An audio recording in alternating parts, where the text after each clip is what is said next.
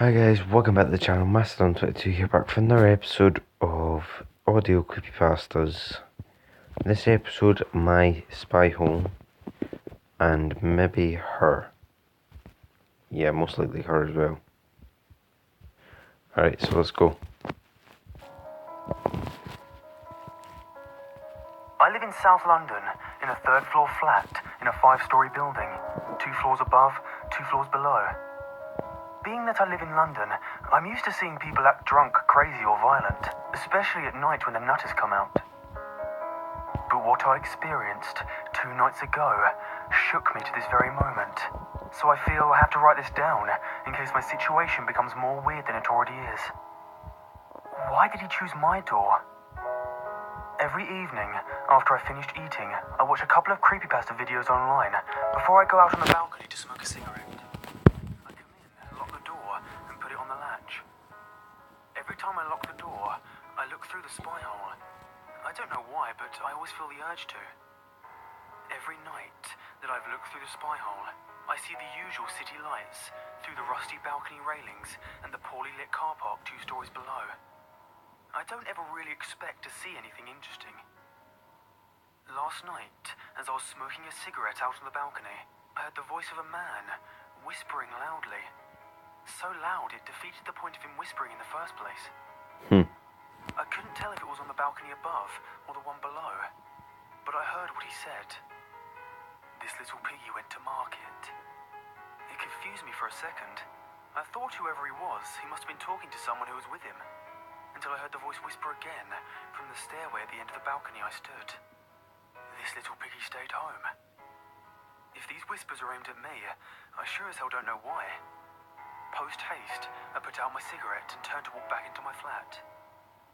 This little piggy had roast beef. I heard it being whispered behind me as I stepped into the doorway. The whisper sounded as if it were immediately behind me. It sent a chill through my bones. I slammed the door shut in a nervous rush. I knew I shouldn't have looked through the spy hole. I knew looking would be a bad idea. But I looked anyway. Why did I look? I lined my eye up, close to the spy hole, and tried to focus my vision. But all I could see was black. I could hear someone on the other side, breathing heavily through their nostrils, and what sounded like the grinding of teeth.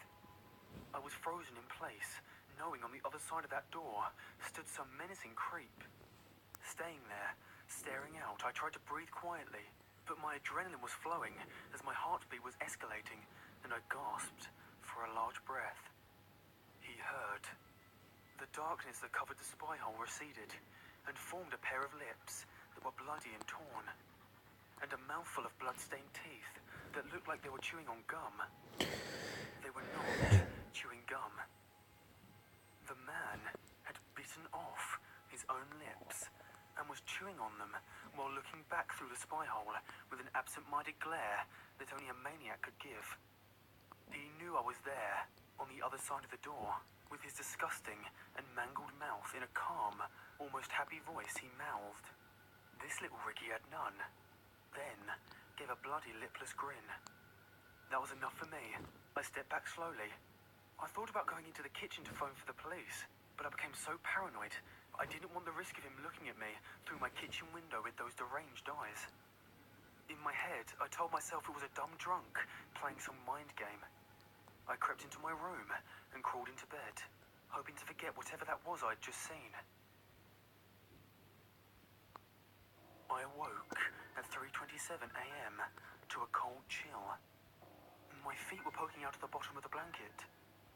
I started to pull my feet under the blanket when something at the end of my bed pinched one of my toes with a wet and icy grip. I scrambled and flailed my arms, climbing out of my bed, heading for the light switch. While I flung myself to the opposite side of the room, I heard the heavy breathing and footsteps of the stranger. His silhouette moved in such an eerie manner. It looked like he was gliding out of the doorway, looking like he was power walking into the hall, out of my flat, and back into the cold night. I turned on the lights. I thought to myself, that freak pinched my goddamn toe. It was that man. He'd gotten into my flat, but I don't know how. He He left a collection of discarded cigarette butts at the end of my bed. How long has this damn maniac been watching me?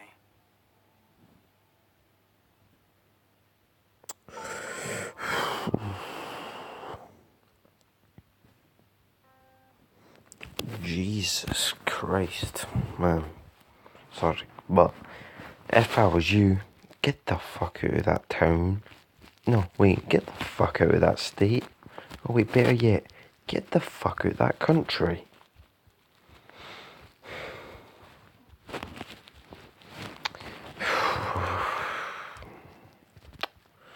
Don't want to pay money just so I get rid of ads. Alright, well, the next one, let's go. Her.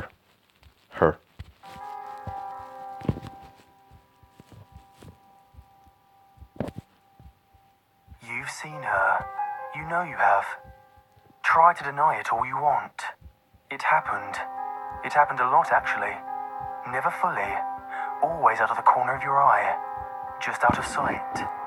That's where she stays. She does not like to be seen. But she loves it when people try.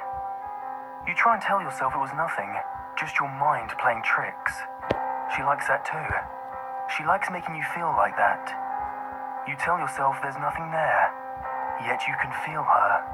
You feel her gaze. You feel her breath on the back of your neck.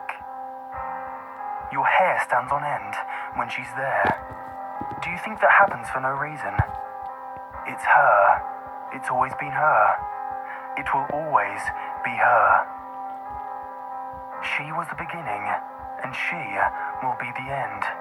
She was the first shadow that has haunted man from the beginning. She is older than sin itself. She was here long before what you call God, and she will be around long after he is forgotten. In the meantime, she wants you. You can feel her pull. You don't know that you feel it, but something inside you drives you to know what she is. You can't deny it anymore. You know you saw something. A ghost, a demon, you don't know. But that's where you start. Suddenly, you're obsessed. You need to know. You read every book on the occult you can find. You scour the internet, reading every article you can about what lurks in the dark. Nothing seems to fit. You read about shadow people, boogeymen, and every other entity from every obscure website. Some seem like possibilities, but you know that's not what you saw. Then you find it. Her. This is it. Before you even read the article, you know this is it. You're suddenly filled with a sickening mixture of dread and desire. You click on the link, but it's just a blank page with one line of writing. The beginning ritual. Hurriedly, you Google the ritual and find the directions on how to see her. It looks like your run-of-the-mill ritual. Candles, symbols, and a bit of blood. Nothing too out of the ordinary. You get everything you need. The thought that you will finally see her fills you with anticipation. You'll know what she is. You'll know you're not crazy. You go to start the ritual, but you suddenly get the feeling that something isn't right. You feel that you're in danger. But you shrug it off. After all, you're trying to see the thing that lurks in the dark. Of course you're nervous. So you proceed. You draw the symbols, say the strange words, and bring the large hunting knife to the palm of your hand, and make one long, smooth cut. The second your blood hits the floor, you feel it. The concussion, the absolute horrendous pain. You feel as though your body is being ripped to shreds and burned all at once. You try to scream, but it's useless. You've lost all control of your body. All you can do is sit there and feel the searing, blinding pain. Ow. It doesn't stop. As the days, weeks, months go on, it doesn't stop. You feel every second of it. You can't sleep. You won't pass out. There is no reprieve. You feel your mind slip away from you. Your once rational thoughts turn into demented desires to make someone else feel as you do. You need to show them how it feels. You need to show them how she makes you feel. You know she's there, even though you can't see. You know it. Then you hear her. The sweet, beautiful voice. You hear the words. They're unrecognizable, but somehow you understand. You found me. I knew you would. You'll be one of mine. Would you like that? She coos to you. Eagerly, you agree. Suddenly, you realize you can move again, but it feels weird. As though your body has changed shape and bends in different positions. Find me more. We need to be many. Seek out those who used to be like you. Those who want to believe in monsters. You feel her touch your face. She feels as though she could rip the skin off. You can feel the long gashes where she touched you. You can feel the blood seeping out. But you like it. Suddenly the pain she causes feels like when your mother used to hug you. You smile, but your mouth opens wider than it used to. You find this funny. You laugh. Your voice is much deeper than it was before, and the sound makes you laugh even more. You feel her close again. Go, find me more. Send them on the path. You know how. I've showed you. You feel everything slip away. When you awake, you're in a strange yet familiar space. You feel someone around you, so you hide. You scuttle sideways across the floor and take refuge in the shadows. You don't want them to see you. You only move when they turn away from you. You know what this looks like to them. They can only see you out of the corner of their eyes. They tell themselves it was just their imagination, so you move again, a little more obvious this time. They scream. The sound excites you more than you thought possible. You want them to do it again, and the thought makes you laugh. They run out of the room. You know they heard you, and it angers you that they ran away. You were having fun. Then you hear someone else, so you go play with them too. You see her from time to time, while you follow your playthings. You see them search, just as you had. You watch them find the ritual. You see them spill their blood. Then, she comes. She always comes. She smiles at you, and you know what is about to happen. You know what they're about to feel, and it excites you. You watch your plaything disappear, just as you once did, and she comes closer to you. Well done. Keep going, she says as she touches your chest, leaving deep, blood-soaked ridges. You look down and smile. This will help you with the next one. You watch her disappear too. This makes you sad. Then a thought occurs to you. If you send her more playthings, you will see her. Eagerly, you scuttle off to lure another plaything into her grasp, so you can see her again. Nothing else matters. Just her.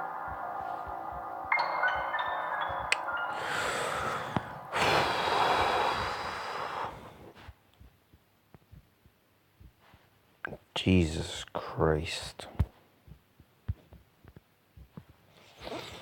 So pretty much her is like the master, but then everything you see at the corner of your eyes isn't her. It's one of her helpers. Okay. Alright, well, I just need to cut a quick video with the way for the day because of how late it is. 10 to 11.